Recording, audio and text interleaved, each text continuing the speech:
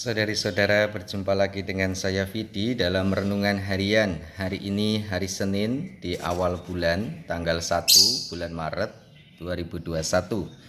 Bacaan pertama diambil dari Nubuat Kitab Nabi Daniel bab 9 ayat 4b sampai dengan ayat 10. Bacaan Injilnya diambil dari Injil Lukas bab 6 ayat 36 sampai dengan ayat 38. Sementara referen Mazmur tanggapannya begini: Tuhan tidak memperlakukan kita setimpal dengan dosa kita. Saudari-saudara yang terkasih, tema permenungan yang saya tawarkan hari ini bertema murah hati. Murah hati ini berbeda dengan murahan. Kalau murahan itu mudah ditiru, mudah diimitasi, mudah ditiru atau mudah diikuti. Sedangkan kebalikan, murah hati itu amat sangat sulit untuk diikuti. Lawan dari murah hati adalah mungkin pelit, mungkin kikir, dan segala bentuk tindakan dan hal-hal yang negatif. Dendam, amarah, dan yang negatif-negatif itu mudah diikuti. Sementara murah hati, kemurahan hati itu sulit. Referen, Tuhan tidak memperlakukan kita setimpal dengan dosa kita. Referen Mazmur tanggapan. Allah tidak atau bukan pribadi pendendam.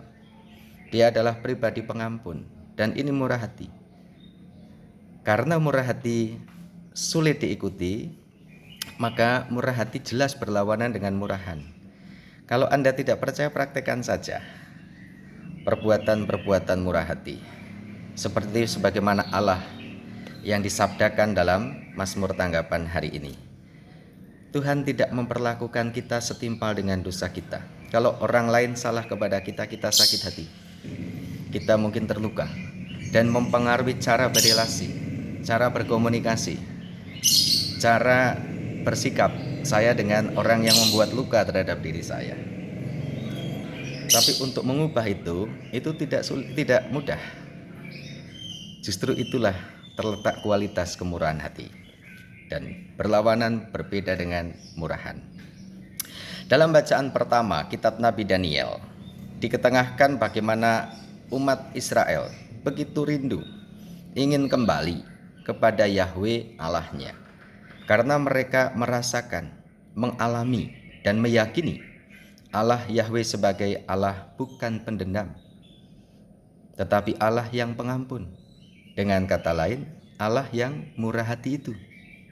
Maka mereka sadar akan kesalahan, akan dosa-dosanya, akan perilaku yang tidak baik, untuk kembali kepada pengampunan, kepada belas kasih, kepada kemurahan hati Allah. Moga-moga jelas. Sedangkan dalam bacaan Injil, Yesus mengajak para murid, hendaklah ajakan kamu murah hati sebagaimana Bapamu di sorga murah hati.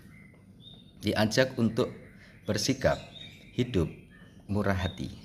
Dan ingat, murah hati bukan murahan. Lebih berkualitas, karenanya sulit, butuh proses, butuh usaha untuk mencapai sikap perilaku hidup murah hati. Kemurahan hati yang tampak jelas dalam gereja sebagai institusi adalah misalkan, karena saya mau melanjutkan dengan kata janganlah kamu menghakimi, maka kamu pun tidak akan dihakimi. Konteksnya, realitanya dalam hidup gereja sebagai institusi ada juga tim kerja bidang hukum yang membahas memang soal pengadilan, mengadili suatu perkara. Prinsip utama adalah kemurahan hati, bukan murahan. Karena prinsip kemurahan hati inilah membutuhkan tahap-tahap proses demi proses. Yang pertama adalah adanya libellus, bahasa Latin, adanya keterbukaan hati seseorang yang punya masalah atau perkara untuk dibantu, maka meminta tolong. Itulah libellus. Dan setelah ditanggapi oleh pihak gereja itu para hakim, ada defensor venculi, ada pembela, ada penyerang, lalu kemudian ada notarius, pencatat, itu. Mereka bekerja untuk memverifikasi sekaligus juga klarifikasi untuk validasi suatu data-data yang masih mentah. Saya katakan masih mentah. Data-data itu berupa informasi konkret, nyatanya bisa informasi dari orang perorangan melalui kata-kata apa yang mereka mengerti, mereka lihat, mereka tahu, ataupun data-data mentah berupa foto peristiwa kejadian, dan itu belum pada penilaian salah benar, belum pada penghakiman, belum. Perlu cross check, perlu verifikasi suatu metode, cara untuk memvalidasi ini benar atau tidak, maka perlu klarifikasi dengan yang bersangkutan yang minta tolong itu. Ada saksi, ada informasi, lalu di cross check, diklarifikasi benar atau tidak berkaitan dengan pribadi-pribadi yang terkait di dalamnya. Setelah itu baru diputuskan. Setelah memutuskan, naik banding, harus wajib kepada instansi yang lebih tinggi, yaitu instansi tingkat pertama. Itulah metode cara bagaimana gereja melayani umat Allah. Harus ada keterbukaan dari diri, meminta tolong, saya punya perkara. Tapi dalam hidup sehari-hari kita sering keceglong, jatuh.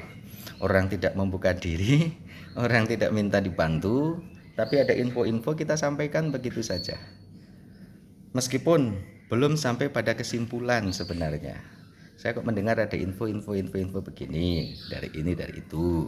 Lalu kemudian saya kok melihat yang dilihat mata, pengalaman begini.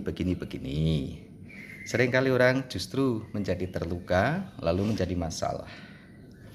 Sebenarnya hakim menghakimi tidak bisa dipungkiri, itu mudah menjadi kecenderungan kita.